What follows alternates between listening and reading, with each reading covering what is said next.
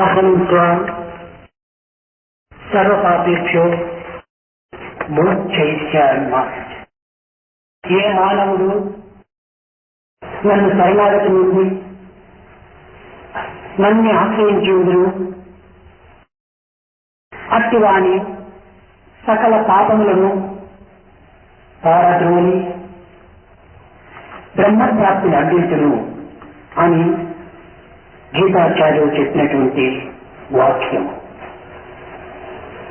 Gitacharya has declared that whosoever surrenders himself to me and takes shelter in me, all his sins will be destroyed and he will be protected. ముముక్తులైన వారు ఈ స్థుతి పదమును హృదయం నందు ఉంచుకొని తమ యొక్క భక్తి ప్రపత్తులను అభివృద్ధి గావించుకుంటూ తగిన ప్రయత్నం చేయాలి. Aspirants who want to make progress in the spiritual field will have to treasure this particular statement in their heart and pursue the path to achieve the goal. భగవంతుని శక్తి అనంతమైనటువంటిది. God's power is immeasurable and unlimited. మానవుని యొక్క శక్తి అల్పమైనటువంటిది. Man's capacity and power is narrow and limited. అనంతములైన ఈ భూమండలం నందు అనేక విధులైనటువంటి యొక్క దృశ్యకల్పితమైనటువంటి ఈ ప్రపంచములో అనేక గోళములు మనకు గోచరమవుతుండాలి. In the vast world, there are a number of sights which are the result of the illusion and as a result of the sight which you come across on the earth. దీనిని భూతాకాశం అని కూడా చెప్పబడుతూ వచ్చింది. This is being described as Bhutakasham. ఈ స్థూల జగత్తునందు సమస్త మండలం కూడా చేరి ఉండటం చేత ఇది బ్రహ్మాండమని కూడా పిలువబడుతూ వచ్చింది. In this gross world, all the mandalas are existing and therefore this is called Bhumandala. ఈ భూతాకాశం అనేటువంటిది భగవంతుని యొక్క శక్తిలో ఒక అంశము మాత్రమే. This aspect of Bhutakasham is only one small aspect of the immeasurable powers of the Lord. ఈ మండలములంతా కూడాను భగవంతుని ఒక పాదము చే ఆవరింపబడినటువంటి. All these worlds are covered within the fraction of the foot of the Lord. కనుక భగవంతుని యొక్క ఘనత్వమును భగవంతుని యొక్క విశ్వస్వరూపమును గుర్తించటము అసాధ్యము. Therefore, it is impossible to understand the greatness of the Lord. వేదమునందు కూడాను అత్యతిష్ట దశాంగుణం అన్నారు. అనగా భగవంతుడు బ్రహ్మాండమంతా నిండినప్పటికీ ఇంకా 10 ఇంచులు అధికంగానే ఉంటున్నాడు బ్రహ్మాండమునకు అని దీని యొక్క అర్థం. Vedas have declared that God has pervaded the entire universe and still left over and exceeds by 10 inches. ఇది కేవలము భగవంతుని యొక్క ఘనస్వరూపాన్ని చాటే నిమిత్తమై ఈ విధంగా భక్తులు ప్రబోధించి ఉండవచ్చునే కానీ భగవంతుడు లేని స్థానం అనేటువంటిది ఎక్కడ కూడాను లేదు. సర్వత స్థానిపాదం తత్సర్వతోచి శిరోముఖము సర్వత స్థితి మల్లోకి సర్వమావృత్తిస్తుంది. ఎక్కడ చూసినప్పటికీ అండపిండ బ్రహ్మాండముల నుండి కూడాను తన యొక్క అణుస్వరూపుడై ఘనస్వరూపుడై ప్రకాశిస్తున్నాడనేటువంటి యొక్క తత్వాన్ని భక్తి యోగము ప్రబోధిస్తూ వచ్చింది. Bhakti Yogam has been declaring that God is all pervading. There is no place which is not pervaded or where He is not present. కనుక మొట్టమొదట ఈ విశ్వం యొక్క తత్వాన్ని మనం గుర్తించడానికి ప్రయత్నించాలి. Therefore, we should try to understand the principle which it is worded embodied. లక్షల మైళ్ళ దూరం నందున్నటువంటి చంద్రమండలం కానీ,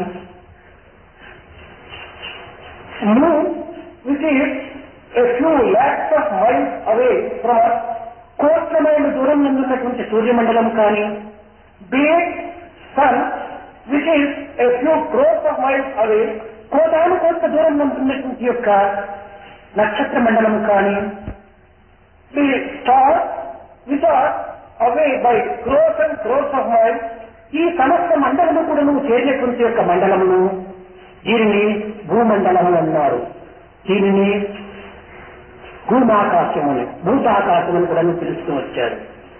all these worlds, all these stars, sun, moon and all these things together have been described as Bhutakasham. ఇది స్థూల స్వరూపములకు సంబంధించినటువంటిది. This refers to the gross aspect. ఇంత పెద్ద భూతాకాశము అగమ్యగోచరమైనటువంటిది, అప్రమాణమైనటువంటిది, అపురూపమైనటువంటి యొక్క భూమండలము చిత్తాకాశములో ఎక్కడో ఒక భాగంగా చిన్నదిగా కనిపిస్తూ వస్తున్నారు. Bhutakasha, which is so vast, big and enormous, occupies only a small part of Chittakasha. ఈ చిత్తాకాశమే సూక్ష్మమైనటువంటి మనో ఆకాశం. Chittakasha may also be described as the subtle, mid, Mano Akasha. సూక్ష్మమైనటువంటిది. This is subtle. ఈ ఆకాశములో ఈ భూతాకాశము ఎక్కడో అణుమాత్రంగా ఉండినట్టుగా కనిపిస్తుంది. In this Chidakasha, Bhutakasha is only something like an atom. ఈ యొక్క మహా స్వరూపాన్ని ధరించినటువంటి ఈ యొక్క చిత్తాకాశము చిదాకాశమునందు అణుమాత్రంగా రూపొందుతూ ఉంటున్నాడు. This Chittakasha, which is so vast compared to Bhutakasha, itself is very small in Chidakasha. ఈ చిదాకాశమే కారణ స్వరూపమైనటువంటిది. This Chidakasha may be described as causal force. భూతాకాశం, చిత్తాకాశం, చిదాకాశం మూడింటి యొక్క స్వరూప స్వభావాన్ని వర్ణాతీతమైనటువంటి కనుకనే వేదముకుడను యథోవాచ నివర్తంటే అప్రాప్య మనసాస, మనస్సుతో వర్ణించడానికి కానీ వాక్కుతో నిన్ను స్మరించడానికి కానీ సాధ్యం కాదు. ఇలాంటి యొక్క భగవతత్వాన్ని నీవు ఏ రీతిగా గుర్తించగలవు అని ప్రశ్నిస్తూ వచ్చింది. Bhutakasha, Chittakasha, these three are so vast and so indescribable that the Vedas have described them that it is not possible. They do not lend themselves for any description by the word and imagination by the mind. భూతాకాశం స్థూలం, Bhutakasha is gross. చిత్తాకాశం సూక్ష్మం, Chittakasha is subtle. చిదాకాశం కారణం, Chidakasha is causal. ఈ మూడు ఆకాశములకు ఆవరణ ఉన్నటువంటి యొక్క భగవత్ తత్వమునే గుర్తించడానికి ప్రయత్నించాలి. Principle of దీనిని మహాకారణ స్వరూపము అన్నారు. the principle of God, which is called Mahakala Swarupam, transcends Bhutakasha, Chittakasha and Chidakasha, and we have to try to understand that particular principle of God. ఇట్టి అగమ్యం అగాధమైనటువంటి ఒక స్వరూప స్వభావాన్ని సామాన్యమైనటువంటి మానవులు గుర్తించడం అసాధ్యం. It is not possible for ordinary man to understand and identify and recognize such great truths.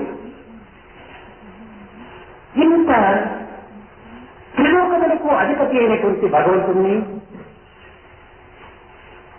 The Lord, who is the Lord of all these three worlds, త్రిగోళములకు అధిపతి అయినటువంటి భగవంతుణ్ణి, the Lord, God, who is the Lord of the three worlds, త్రికాలములకు అధిపతి అయినటువంటి భగవంతుణ్ణి, the God, who is the master of all the three times, అల్పత్వమైనటువంటి యొక్క మానవత్వం గుర్తించడము ఇది అసాధ్యము. man, who is given limited capacity, finds it impossible to understand. కనుకనే దీనికి సులభమైనటువంటి ఉపాయము భక్తి యోగములో ప్రబోధిస్తూ వచ్చింది. Therefore, the easiest path is being shown in Bhakti Yoga. మద్భక్త కృతం, ఇది మొట్టమొదటి. The first one is Madbhakta Krutam. మత్పరం, Madkaram. మద్భక్తం, Madbhaktam. మద్భక్త పరం, మత్కర్మ పరం అనగా ఏంటి? అన్ని కర్మలు కూడాను నాకు సంబంధించినటువంటిగా నీవు ఆచరించు. Madkarma Param means you perform all the work and acts. ఏ కర్మలు చేసినప్పటికీ ఈ భూతాకాశంలో అన్ని నాకు సంబంధించినటువంటివి. Whatever work is performed in this gross world, it is relating to the Lord Himself. నాకంటే అన్యమైనటువంటి కర్మలు ఈ జగత్తులో కానరావు. There is no activity which is outside the ken of the world. కనుక నీవు ఏ కర్మలు చేసినప్పటికీ ఇవి నాకు సంబంధించినటువంటి కర్మలుగా నీవు ఆచరించు అని మొట్టమొదట భక్తి యోగములకు బోధిస్తూ వచ్చింది. Bhakti Yoga has been teaching in the very first place that whatever work you do or whatever action you perform, you think that it is all relating to me and me alone. మత్పరం, నా కోసం నుంచి. The second one is Madparam. Do it for నీ me. కోసం కాదు నువ్వు చేస్తుండే. You are not doing it for your sake. నీవు అనుకుంటున్నావు, నీవు ఎవరు? You have been thinking more about you and you. Who are you? నీ యందు అనుస్వరూపుడై ఆత్మస్వరూపుడై ప్రకాశించేటువంటి నేనే. The one who is shining in you subtly and as an autumn is myself. ఆత్మస్థానం నుంచే నేను నేను నేను అనేటువంటి పదము ఆవిర్భవిస్తూ వచ్చింది. The word I have been emanating from the place of Atma itself. కనుక నేను అనేటువంటి పదము ఈ దేశమును సంబంధించినటువంటిది కాదు. The word I does not belong to this body. ఈ ఆత్మకు సంబంధించినటువంటిది. This is related to Atma. ఆత్మ యొక్క reaction. This is a reaction of Atma. ఆత్మ యొక్క reflection. This is a reflection of Atma. ఆత్మ యొక్క resound. This is a resound of Atma. కనుకని ఈ నేను అనేటువంటి పదము దేహంలోకి కానీ మనసులోకి కానీ బుద్ధికి కానీ ఇంద్రియములకు కానీ సంబంధించినటువంటిది కాదు. Therefore, this word I is not related to either the body, the mind, the intellect and the imagination. నిత్య దేహ మనోతత్వములకు అతీతమైనటువంటి యొక్క నేను అనేటువంటి యొక్క పదము ఆత్మకు సంబంధించినటువంటిది. This word I, which transcends the body, mind, intellect and everything, it relates to నీవు ఏమి చేసినప్పటికీ ఆత్మతృప్తి నిమిత్తమై ఆచరిస్తూ ఉన్నావు. whatever you have been doing, you are doing for the satisfaction of Atma. ఇలాంటి యొక్క రహస్యాన్ని నీవు గుర్తించుకోలేక ఏదో బాహ్యమైనటువంటి దేహమే నేను భావించి ఈ మాయలో మునిగి కేవలము నాది నేను నావారు అనేటువంటి యొక్క ప్రాంతిలో నీవు కొట్టుకుని పోతున్నావు. Not realizing this particular truth, you have been under delusion and you are just walked away by the delusion. కనుక ఏది చేసినప్పటికీ నా తృప్తి నిమిత్తమే నీవు చేస్తున్నావు. Whatever you are doing for my satisfaction, for నా my పరమే నీవు ఆచరిస్తున్నావు. on my behalf you are performing. నీవు నా ఏజెంట్గా నీవు ప్రవర్తిస్తున్నావు. You are acting only as my agent. కనుక ఇది మత్పరం, నా కోసమే నువ్వు ఆచరిస్తున్నావు. ఏ సత్యాన్ని నువ్వు గుర్తించుకో. Therefore, you are doing every activity for my sake. Realize this first. మద్భక్త. The third one is Madbhakta. ఈ భక్తుడు అనేటువంటి దానిలో ఉన్నటువంటి రహస్యాన్ని మనం ప్రధానంగా గుర్తించాలి. So you have to find out the inner secret and the subtle truth of this word Madbhakta. భక్తి అనేటువంటిది ప్రేమతత్వమునకు ప్రతిబింబం. But the devotion is the reflection of love. ఈ ప్రేమతత్వం అనేటువంటిది కేవలము ఆత్మస్థాయి నుండి ఆవిర్భవించేటువంటిది.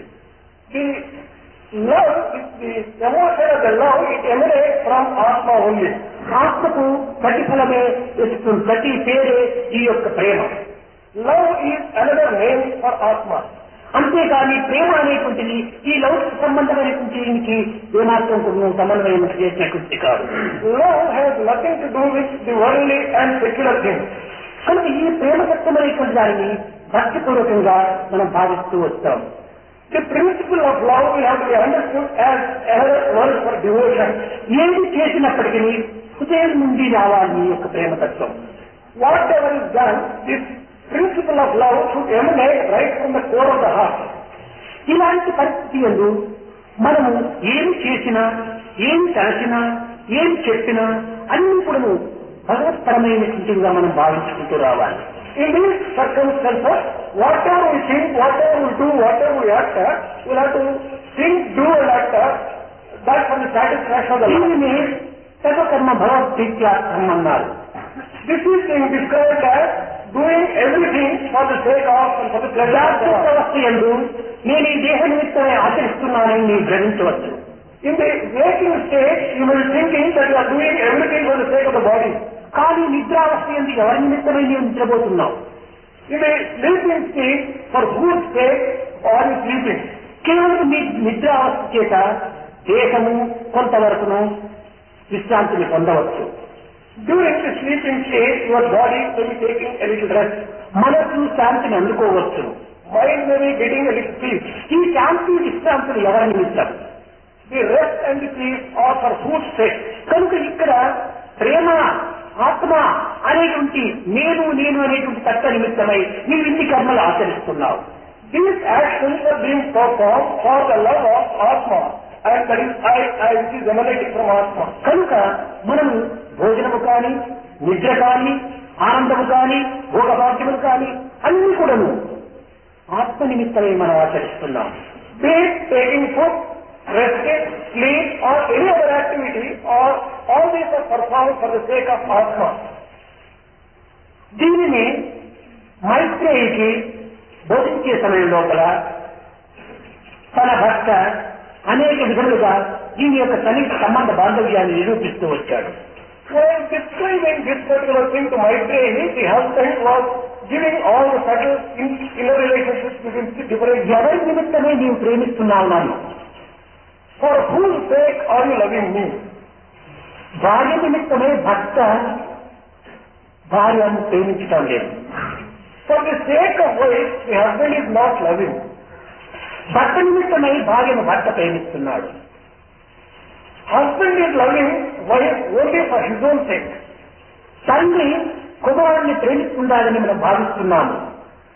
We think that the mother loves the child for the sake of the child. కాదు. తల్లి నిమిత్తమై తల్లి కుమారుణ్ణి ప్రేమిస్తుండాలి. This is not correct. For the sake of mother, she is loving the child. గురువు శిష్యుని ప్రేమిస్తున్నాడు అన్నారు. It is said that Guru, the teacher, loves the student. శిష్యుని నిమిత్తమై గురువు ప్రేమించడం లేదు. గురువు నిమిత్తమై గురువు శిష్యుని ప్రేమిస్తున్నాడు. The teacher is not loving the student for the sake of the student. He is loving the student for the sake of teacher himself. కానీ ఈ సాధన వర్గంలో కూడినటువంటి యొక్క మానవుల యొక్క తత్వము ఈ రీతిగా ఉంటుంటారు. This is the inner truth behind all this sadhana in the world. భక్తులు భగవంతుని ప్రేమిస్తున్నారు. Devotees are loving God. కేవలం భగవంతుని నిమిత్తం కాదు. But they are not loving for the sake of God. భక్తుల నిమిత్తమై భక్తులు భగవంతుని ప్రేమిస్తున్నారు. Devotees are loving God for the sake of devotees themselves. అయితే ఇక్కడ చిన్న రహస్యాన్ని మనం గుర్తించాలి. But there is a very important subtle truth which will have to be realized. భగవంతుడు భక్తులను ప్రేమిస్తున్నాడు. God is loving devotees.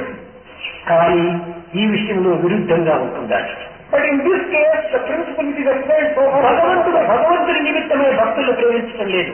భక్తుల నిమిత్తమై భగవంతుడు ప్రేమిస్తున్నాడు. God is loving devotees not for God's sake, but He is loving devotees only for the sake of devotees. కారణం ఏమనగా తనకు అవ్యక్తుడు. The reason is He is unmanifest. అతనికి ఏమి తన అనేటువంటి యొక్క పర అనేటువంటి భేదములు లేవు.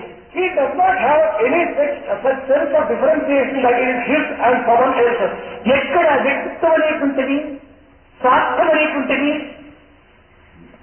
ఒక తేడాడుకుంటారో ఆ స్థాయి ఎందు మాత్రమే ఇది స్వార్థం అనేటువంటిది, నేను నువ్వు అనేటువంటి భావములు ఇక్కడ గోచరిస్తూ వస్తుంటాయి.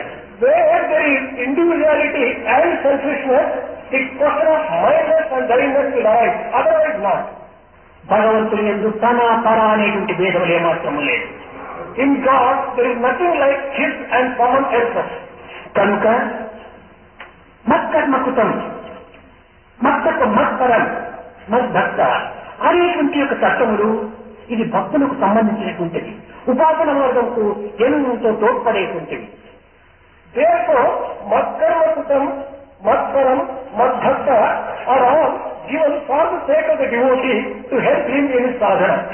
అయితే ఈ మానవుని యొక్క శక్తి సామర్థ్యములు అల్పమైనటువంటి అయినప్పుడు దీని యొక్క తత్వం మనం ఏ రీతిగా గుర్తించాలి? But the capacities of man are so limited. How to understand the truth behind these statements with limited capacity? ఒక్క వ్యక్తికి ఏదో కొంత గాలి కావాలనుకుంటే ఒక ఫ్యాన్ చేతిలో పెట్టుకొని అన్ని విధాలా శ్రమపడితే కూడాను కించిత్తైనా గాలి తనకు చోకటం లేదు. If a person wants a little breeze, he may take a hand fan and wave it and he will be getting a little bit of it. జూజు మారుతనే వీచినప్పుడు సముద్రం కూడాను అలలుగా బయలుదేరి ఉప్పెను కూడాను బయలుదేరుతుంది. చెట్టు వేళ్ల వరకు కూడాను కూలిపోతుంది. ఇంత పెద్ద గాలిగా వస్తుంది. ఇది ఎవరి శక్తి? When there is a whirlwind, you find there will be very big waves in the ocean and the trees will come out of the roof, they will fall with the roof. మానవుడు వీచుకునేటువంటి యొక్క fan గాలి అల్పమైనటువంటిది. The breeze which one gets out of fan is very limited. దీని శక్తి చాలా తుచ్చమైనటువంటిది. This is after all very mean. కానీ భగవత్ శక్తి జింజు భారతము ఇది చాలా అఖండమైనటువంటిది. But the power of God is unlimited and tremendous.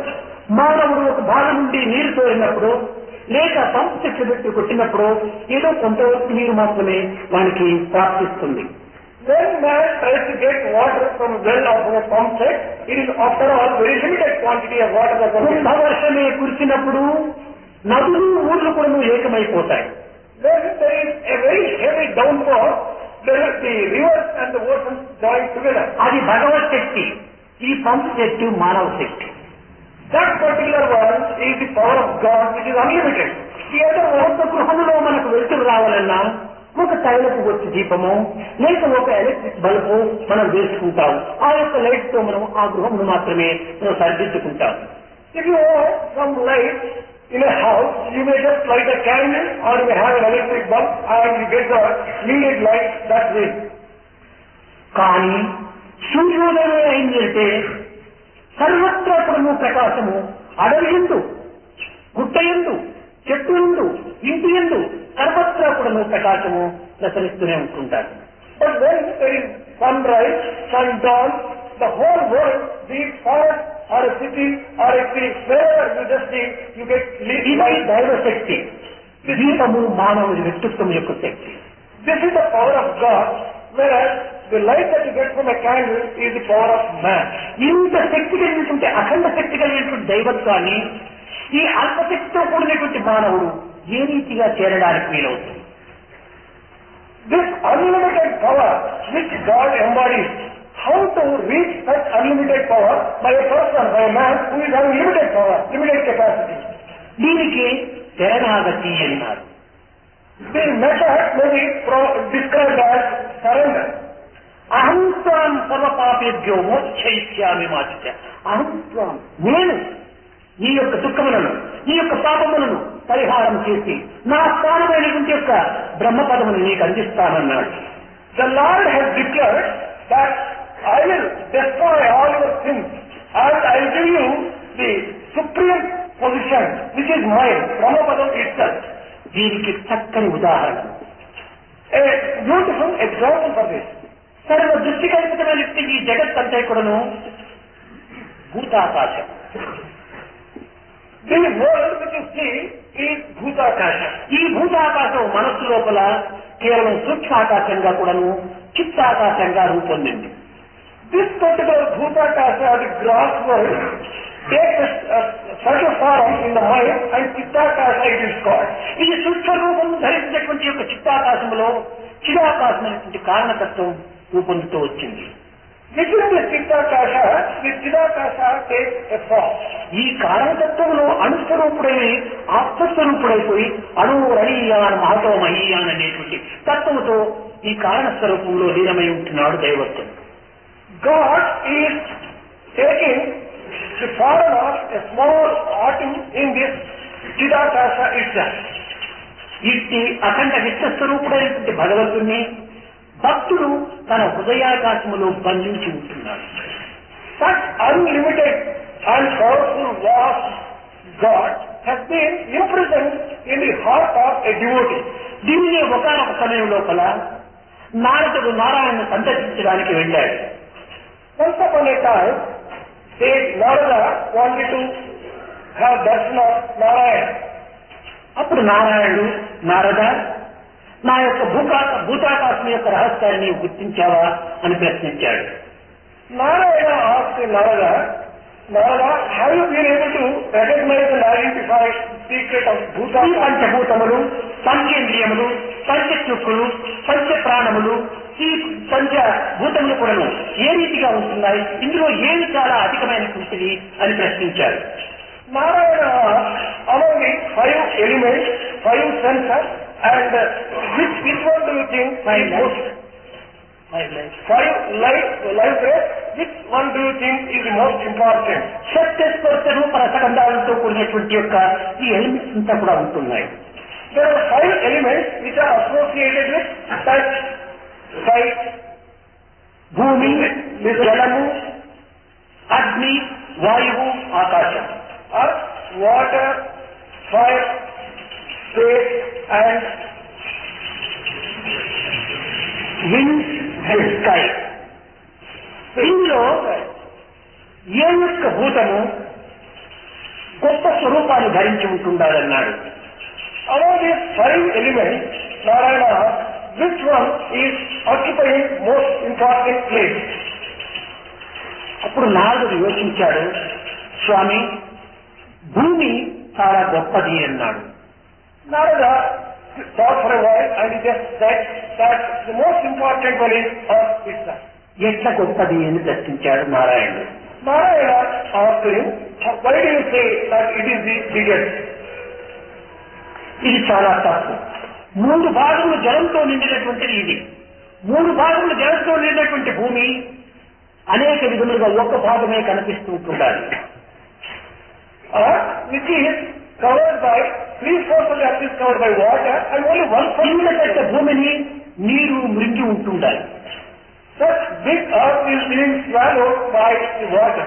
కనుక మింగబడినటువంటిది గొప్పనా, మింగినటువంటిది గొప్పనా అన్నాడు. The one which is swallowing, is it bigger, or the one which is swallowed, is that bigger? జలం గొప్పది స్వామి, మింగింది కనుక ఇది చాలా గొప్పది అన్నాడు. Now that confessed that water is bigger because that has swallowed earth. అయితే నారాయణ, ఇంత గొప్పదైనటువంటి ఈ జలము అగస్త్యుడు ఒక్కతూరి అపోహం తీసుకున్నాడే, కాబట్టి అగస్త్యుడు గొప్పవాడా, జలం గొప్పదా అని. Narayana cultivated question. He just said, Agastya swallowed the entire ocean in a sip. Do you think Agastya is greater or water greater? అవునవును, అగస్త్యుడే గొప్పవాడు స్వామి అన్నాడు. Narada said, well, Swami, Agastya is greater. ఇంత గొప్ప అగస్త్యుడైనటువంటి వాడు ఆకాశంలో ఒక నక్షత్ర స్వరూపుడై ఉంటున్నాడు కనుక ఆకాశం గొప్పదా, అగస్త్యుడు గొప్పవాడా అన్నాడు. ఆకాశం గొప్పది, ఆకాశం గగనం శూన్యం, అనంతమైన ఆకాశం ఇది చాలా గొప్ప స్వామి అన్నాడు నారదుడు. Narada said, the sky is bigger than Agastya, Swami. భూమి ఆకాశము రెండూ చేరినటువంటి దాన్ని భగవంతుడు ఒక్క పాదం కింద తీసుకున్నాడు. కాబట్టి భగవంతుని పాదమే గొప్పగా ఉన్నప్పుడు భగవంతుని ఎంత గొప్పవాడో యోచించుకోమన్నాడు. Then Narayana just said, Lord has been able to take both sky and earth together under his one foot. Do you think that God is bigger or the Akasha? అతని పాదమే అంత గొప్పదిగా ఉంటున్నప్పుడు అతని ఆకారం ఇంకెంత గొప్పది.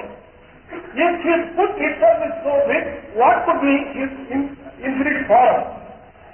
ఇంత గొప్ప భగవంతుణ్ణి భక్తుడు హృదయమంత్రంలో బంధించినాడు. కాబట్టి భగవంతుడు గొప్పవాడా, భక్తుడు గొప్పవాడా అన్నాడు.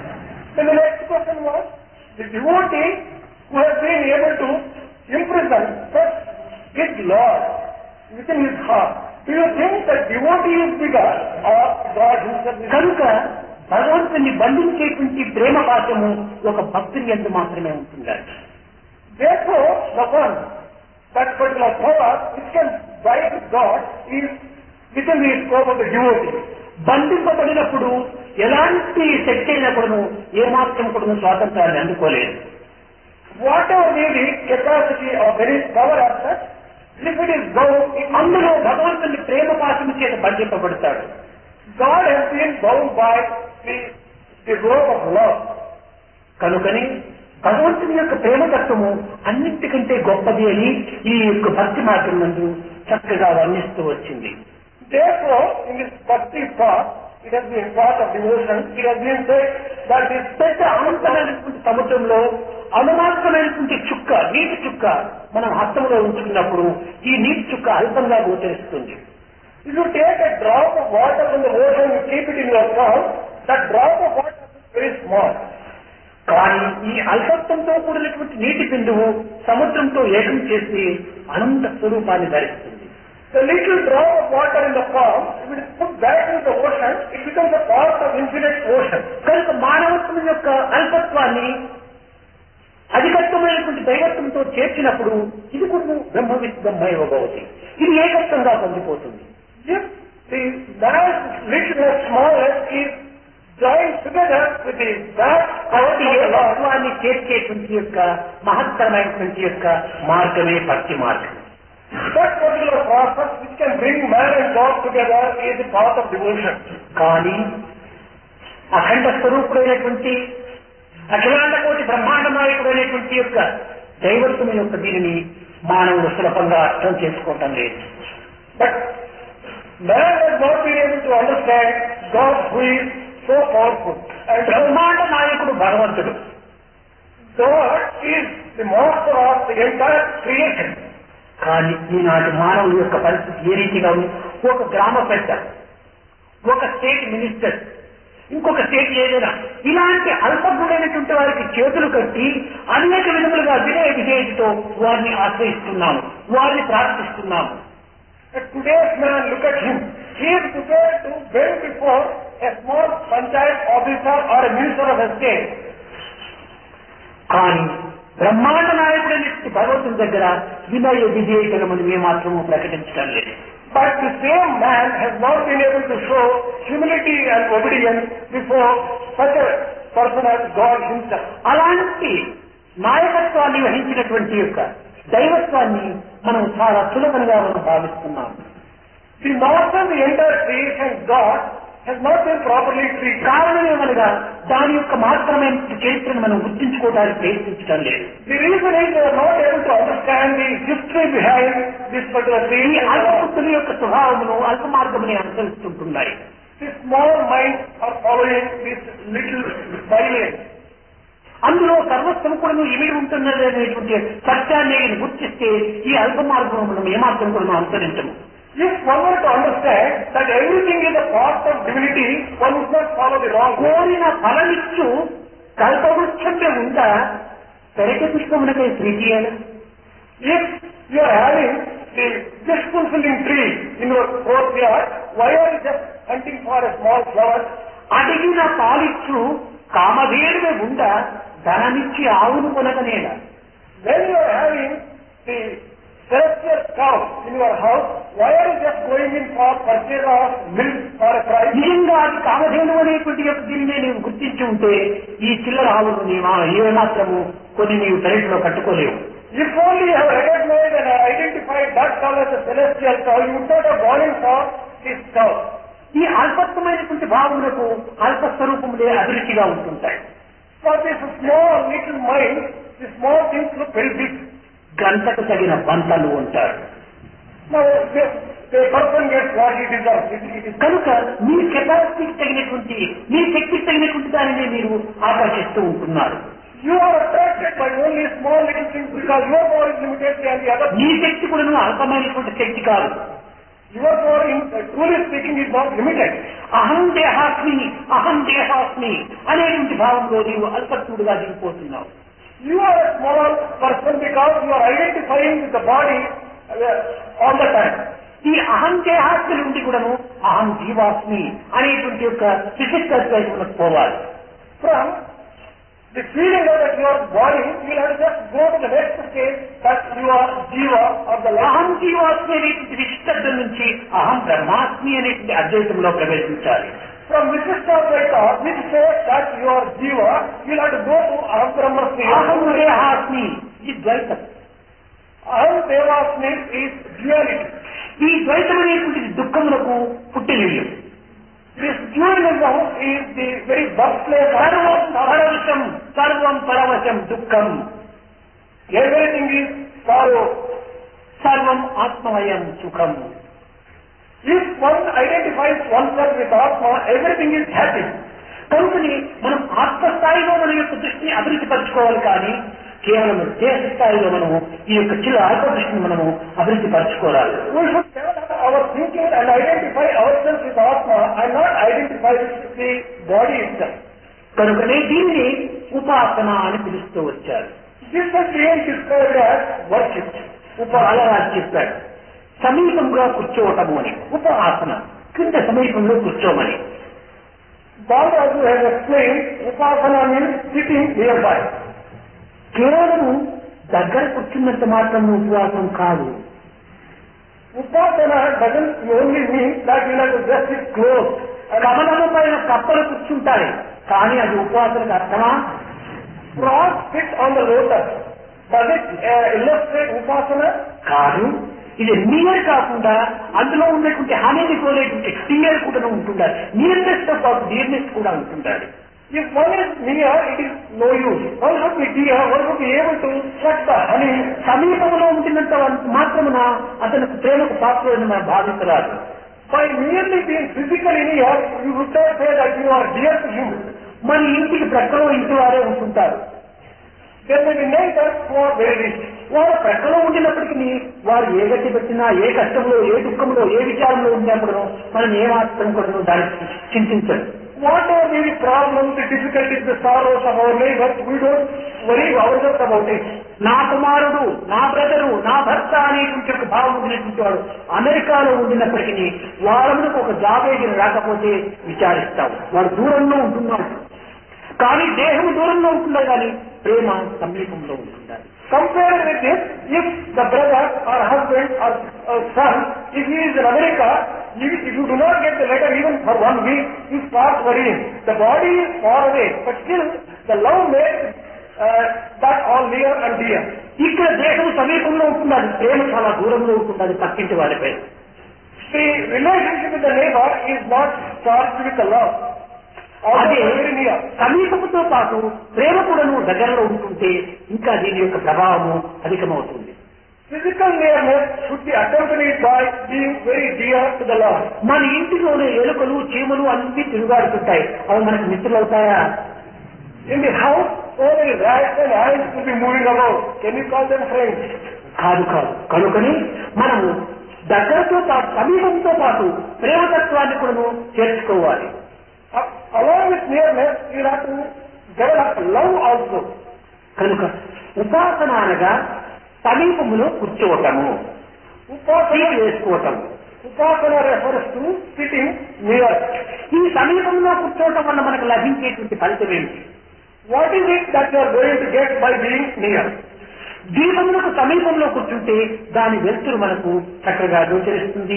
ఆ వెలుతురు ద్వారా మనం అనేక పనులు చేసుకోవడానికి అవకాశం ఉంటుంటాయి. If you sit close to a lamp, you get light and illumination, and with the help of that, you may be able to do many useful air condition కు సమీపంలో మనం కూర్చుంటే ఏమవుతుంది? దానికి తగిన సహాయం మనకు అందిస్తుంది. If you sit near a fireplace, you will be away from the cold that will be bothering you. అదేవిధంగా భగవంతునికి సమీపంలో ఉంటుంటే మన దుర్గుణాలను దూరం చేస్తుంది, భగవంతుని గుణాలను అందిస్తుంది. If you are close to the Lord, God Himself, you get all good qualities which God embodies and all తన యొక్క సహాయముని, తన యొక్క ప్రకాశముని, తన యొక్క ప్రేమతత్వముని అందించడానికి అవకాశం ఉంటుంటాయి. His own influence, His own qualities, His own love, one will be able to get by just being near to God. ఉపవాసము, ఉపాసన. ఉపవాసం అంటే సమీపంలో నివాసం. Upavasamu also means being near, living near to the God. ఇలాంటి పవిత్రమైనటువంటి పదములకు భక్తి యోగంలో ఈనాడు మనం విరుద్ధంగా ప్రవర్తిస్తున్నాం. But in Bhakti Yoga, without understanding the real meaning of these things, we will be understanding a wrong thing. ఉపాసన అనుకుంటే ఈనాడు ఒక డజన్ దోశలు కొంత పిండి కలిసి పెట్టుకోవటము, లేక ఉప్పిండి తెచ్చి పెట్టుకోవటము, ఒక డజన్ బ్యాంగర్, ఒక బనానా తెచ్చి పెట్టుకోవటము, 2 సేర్లు పాలు తీసుకోవటము, ఇవన్నీ ఉపవాసాలకు లక్షణంగా మనం తీసుకుంటున్నాము.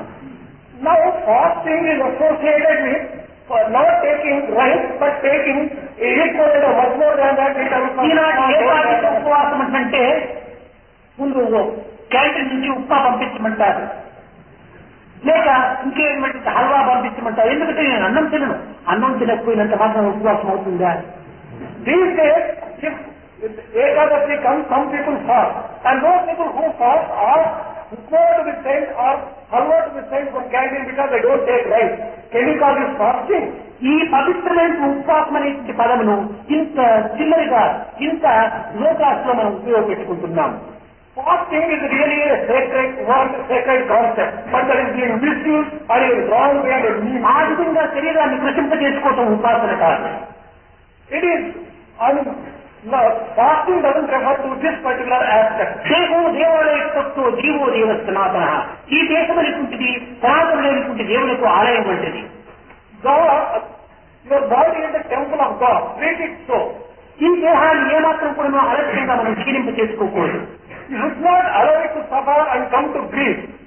ఈ దేహమును కాపాడుకునే నిమిత్తమై దేహిని లక్ష్యంలో పెట్టుకోవాలి. While taking care of the body, you should not forget the God who is resident of it. మన ప్రేమతత్వాన్ని భగవంతునికి అతి సమీపంగా చేసుకోవడానికి కృషి చేయాలి. We should use the principle of love in us to go nearer, closer. ఇది ఏ విధంగా సమీపం అవుతుందంటే ఏది చేసినా, ఏది చూచినా, ఏది చెప్పినా, ఏది తలచినా అన్ని కొను భగవత్పరమైనట్టుగా మనం భావిస్తే ఇది సమీపానికి మార్గం. The easiest way to go closer to the God is whatever you see, whatever you think, whatever you do, whatever you talk, one should not be overjoyed by profit and should not come to grief. శ్రీకృష్ణులను సమర్థంగా మనం భావించాలి. One should treat heat and cold with equanimity. ఎక్కడగా చలికాలంలో మనకు woollen కోటులు మనకు ఎంతైనా ఉపకారం చేస్తాయి. During winter season, woolen clothes will give you a lot of warmth. ఇంకా ఎండల కాలం లోపల థిన్ షర్ట్స్ మనకి ఎంతో ఉపకారం చేస్తాయి. During summer, thin clothing will be very useful and ఇవి helpful. రెండు కూడా మనకు ఉపకారములే కానీ అపకారులు కాదు కదా. Both these things are helpful. They are not harmful to us. శీతోష్ణములు కూడా మనకు ఒక కాలంలో శీతలం హాయిగా ఆనందాన్ని అందిస్తుంది, మరొక కాలంలో ఒక ఉష్ణం మనకు ఆనందాన్ని అందిస్తుంది. Cold gives joy sometimes, heat gives joy at other times. కనుక శీతోష్ణములు రెండు కూడా మనకు ఆనందాన్ని సుఖాన్ని అందిస్తున్నాయి కానీ మనం ఉపయోగించుకునేటువంటి విధానంలో ఉండాలి తప్పు. Cold and heat, both of them give joy only. But the way that we use depends, that decides whether we are getting to ఎండల benefit. కాలం లోపల మనకు శీతనాన్ని ఎంతైనా ఉపకారం చేస్తుంది. During summer, we would welcome cold. కానీ మంచి ఎండల లోపల కూడా అతి సమీపంలో కూర్చుంటే అది అపకారం చేస్తుంది. During summer, if you go nearer to the fire, then you will be in for some trouble. అదే విధంగానే ఈ శీతోష్ణములు కానీ సుఖదుఖములు కానీ దోషదోషులు కానీ మనం వినియోగించుకునేటువంటి విధానంలో కానీ కొన్ని లాభ నష్టములు సుఖ దుఃఖములు. Be it profit or loss, or gain, or heat or cold, all these opposites, ప్రపంచంలో మనకు అన్ని కూడా ఉపకారమైనవే కానీ అపకారం ఏమాత్రం కూడా కాదు. all these opposites and everything else in the world is useful. Nothing అన్ని harmful. Bhagwat సృష్టివే.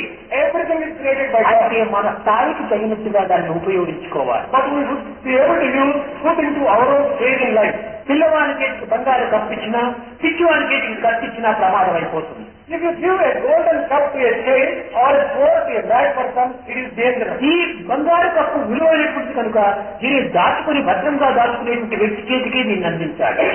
Gold cup, which is highly valuable, will have to be given to a person who knows its value. కత్తి యొక్క ప్రభావం తెలిసినటువంటి వాడి చేతికి కత్తి ఇవ్వాలి. The one who understands and knows the use of this. అదే విధంగానే భక్తి యొక్క ప్రభావం గుర్తించుకున్నటువంటి వాడే దీన్ని సక్రమంగా వినియోగించుకుంటాడు. In the same way, the one who knows the value of Prema devotion, ఎవరిని బాధించరాదు. one should not give trouble to anyone. ప్రేమ ఎవరిని హింసించరాదు. Love should never give trouble to anyone. ప్రేమ ఎవరిని ద్వేషించరాదు. Love should never lead anyone to death. అద్వేష్ట సర్వభూతానాం అని. There should not be any enmity against any creature in the world. ప్రేమ ప్రేమ ప్రేమ అని చెప్పుకుంటూ దీనిని అనేక విధములుగా బాధిస్తూ రావడం చేత ఇది ప్రేమకు ఏ రీతిగా చిహ్నమవుతుంది. Thinking of love and love, but giving trouble to others is not correct. కనుక ప్రేమ అనుకున్నప్పుడు ఏది చెప్పినా ఏది చేసినా దాన్ని కొనసాగించుకునేటువంటి స్థితిలో మనం ఈ ప్రేమను పెంచుకోవాలి.